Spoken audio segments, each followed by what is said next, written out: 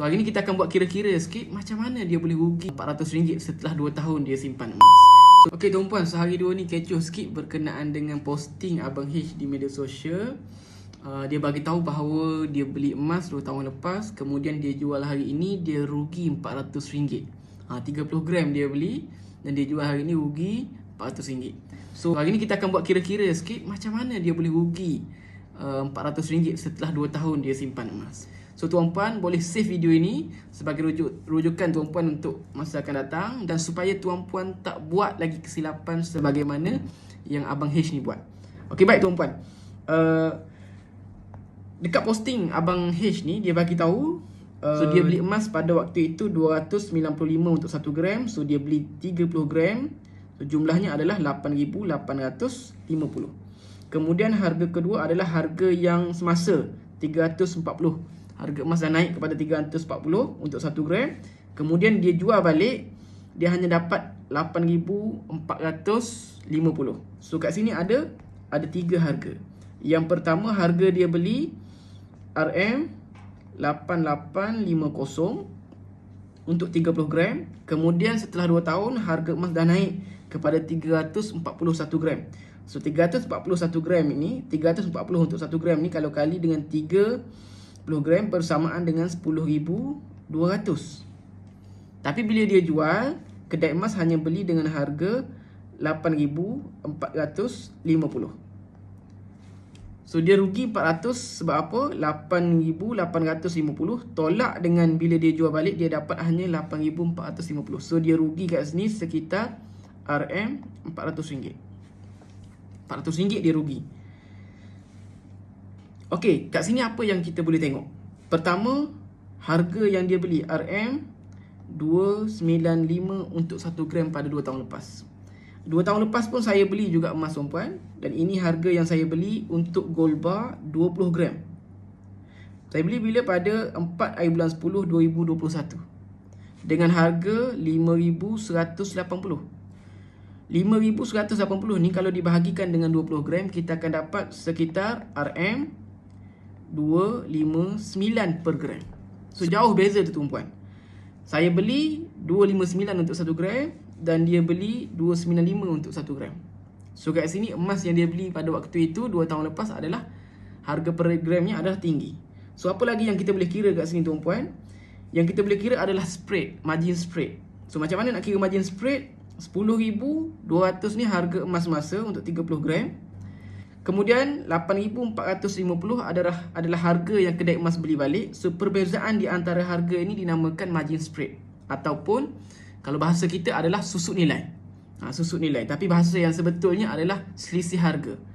So harga jual dan harga beli berbeza. Sebab apa tuan-puan? Sebab kedai emas ni bukan pusat kebajikan tuan-puan. Kalaulah kedai emas jual emas dengan harga 10,200, kemudian dia beli balik dengan harga 10,200 juga, di mana keuntungan syarikat? Tak ada keuntungan.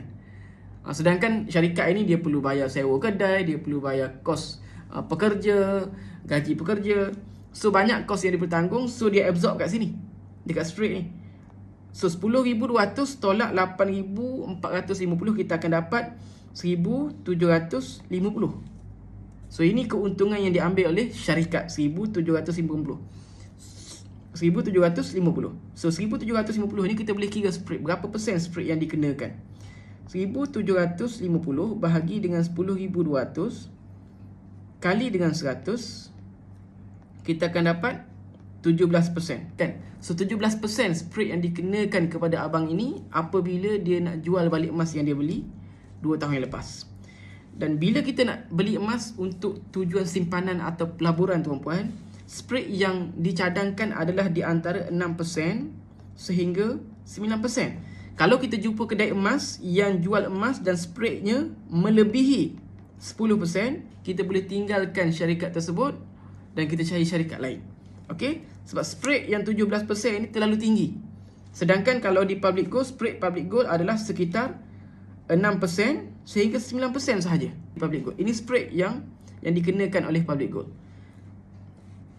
Okey. So abang ni kesilapan yang dia buat adalah mungkin dia beli emas pertama harga per gram yang tinggi.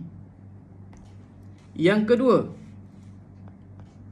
mungkin kos upah yang tinggi ataupun go premium. Yang ketiga, mungkin dia beli emas koleksi. Dan yang keempat, spread yang dikenakan terlalu tinggi. So ini adalah kesilapan-kesilapan yang dia buat sehingga menyebabkan bila dia jual balik emas yang dia beli 2 tahun yang lepas, rugi. So kita kira pula apa yang saya dapat bila saya beli gold bar 20 gram 2 tahun yang lepas. Kalau saya jual hari ini, saya dapat berapa? Okey, pertama kita listkan harga. Saya beli 5180 untuk 20 gram. Okey, 5180 untuk 20 gram. Kemudian kalau saya nak jual hari ini harga semasa public gold.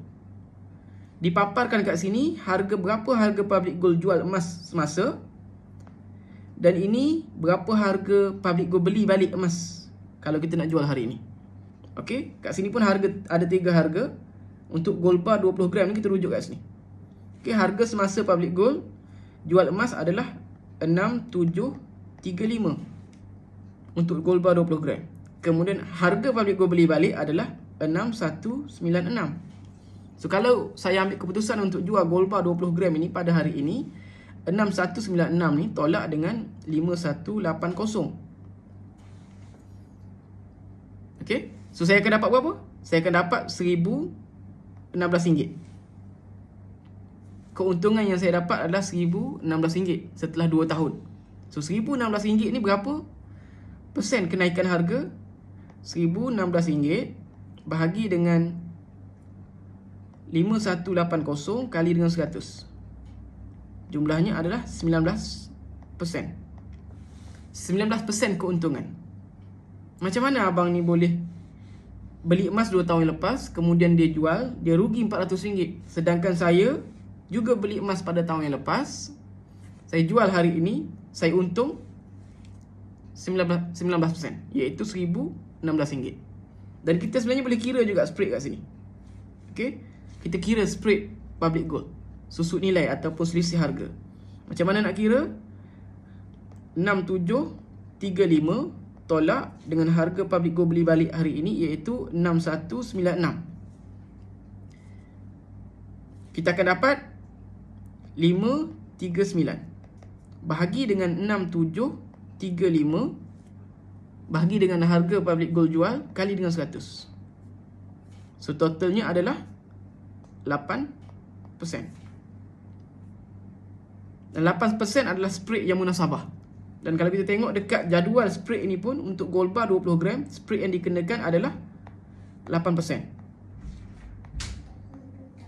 8%.